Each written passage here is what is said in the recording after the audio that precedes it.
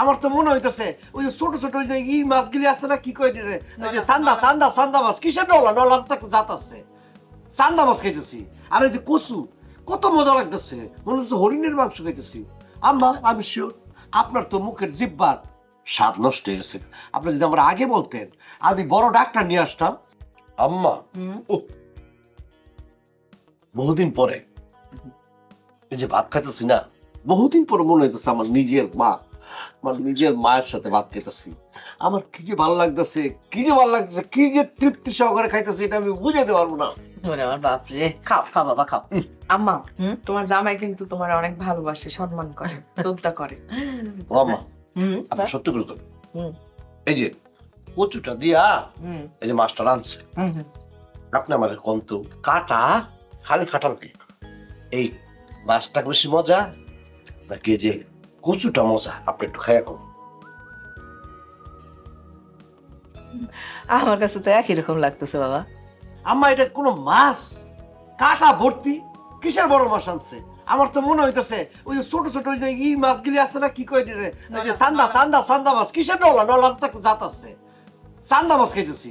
আর এই যে কচু, কত মজা লাগতেছে, মনে হচ্ছে হরিণের মাংস খাইতেছি। আম্মা আমি শিওর আপনার তো মুখের জিহ্বার স্বাদ নষ্ট হয়ে গেছে। আপনি যদি আমার আগে বলতেন আমি বড় ডাক্তার নিয়ে আসতাম।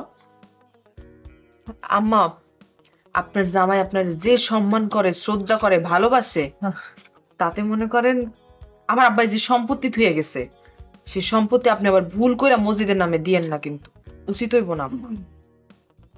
সেইটা কি করব না করব সেটা আমি নিজেই জানি, আমার মনেই আছে। আমি বুঝি যে ছোট জামাই আমার যথেষ্ট সম্মান করে, শ্রদ্ধা করে, সেটা আমি অস্বীকার করব না।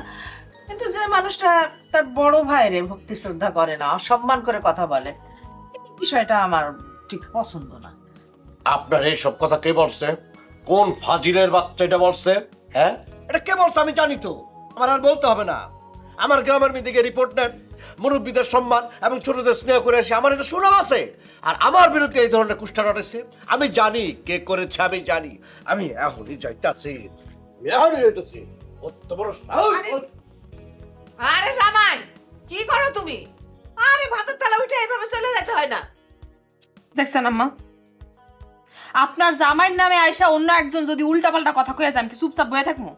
আরে বাবা এত কথা না কইয়া জামাইয়ের পিছন পিছন যা, ওরে গিয়া ঠেকা। যাইতেছি, খাইতেও পারলাম না। দুইটারে নিয়ে আমি পারি না, সারাক্ষণ নিজের মধ্যে ঝগড়াঝাটি ঝগড়াঝাটি, কিন্তু ঝগড়াঝাটি ঠেকাইতে ঠেকাইতে আমার জীবন অন্ধকার হয়ে গেল।